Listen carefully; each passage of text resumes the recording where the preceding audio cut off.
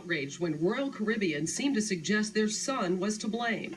In this report filed by the ship's captain, he wrote, "Probably lost his balance and fell overboard, probably under the influence of alcohol."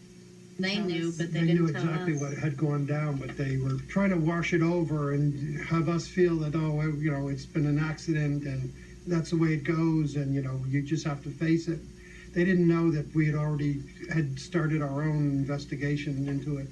This investigation was horrible. I mean, from the beginning. The Smiths have hired attorney Brett Rivkin to sue Royal Caribbean. We know that this company should have communicated all the information they had, and the FBI should have been told, listen, we may have a murder here. We may have a murder, not, you know, we may have a person missing, we may have had an accident. Rivkin points out that Royal Caribbean washed the blood-stained overhang that next day. The concern is obviously with them preventing a lawsuit and protecting their public image. But for my family, our concern is getting information about what happened to my brother, and we still don't have that. And here to answer the questions you just saw raised by the Smith family, we're joined by the CEO of Royal Caribbean, Richard Fain, and Marie Breheret. She's the guest relations manager of the very cruise who accompanied Jennifer Hagel-Smith that next day. And good morning to both of you. Good morning, and thank you for giving us a chance to get the truth out. Certainly. Mr. Fain, we just saw the ship's captain in his report to Bahamian authorities in which he assumed that alcohol had been involved, in which he characterized the incident as an accident, that also a person from Royal Caribbean told media outlets that there was no foul play in the days that followed, that there was blood on the overhang, there was blood in the room, there was a violent enough situation in that room that security had been called the night before. Why was this characterized as an accident?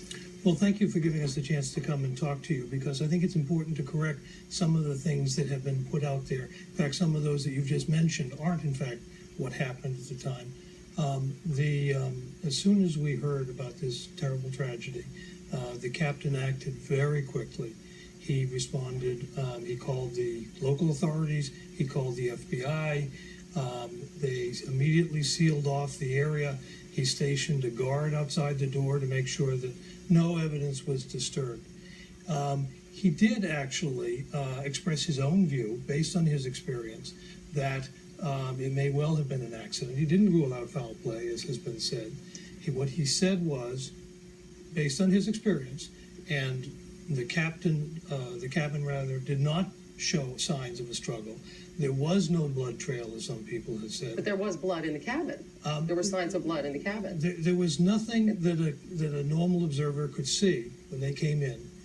But there was quite a bit of blood on the overhang. You yourself said that it was a security problem, that there was so much blood there that people were leaning over to try to take pictures. There was blood on the canopy, and that blood appeared to have come at least to a layperson. And one of the things here is that we're not the investigators. Mm-hmm. We turned this over to the FBI, we turned this over to the authorities, we gave them all that information. Mm-hmm. The blood on the canopy was consistent either with foul play or with a perfectly innocent accident.